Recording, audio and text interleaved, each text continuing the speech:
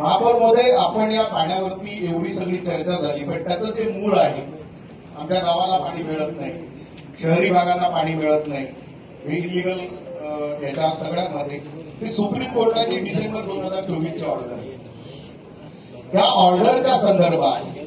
आपण महापालिका काही गांभीर्याने विचार करते का, की बाबा त्याची रिव्ह्यू पेटिशन असेल, रिट पेटिशन असेल, किंवा राज्य सरकारकडे त्याच्यासाठी आम्ही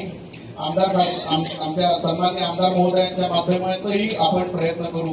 केंद्र सरकारकडे प्रयत्न करायचे असतील तर खासदार साहेब आहेत, पण हा विषय सुप्रीम कोर्टाच्या जजमेंटचा आहे आणि तो जोपर्यंत तिढा सुटत नाही किंवा त्याच्यातनं आपल्याला रिलीफ मिळत नाही तोपर्यंत आपण किती काही बोललो तरी इलिगल कनेक्शनच सुरू राहतील. म्हणजे जो पांढरपेशा माणूस आहे लिगली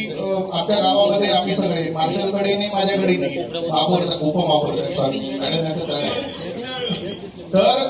तर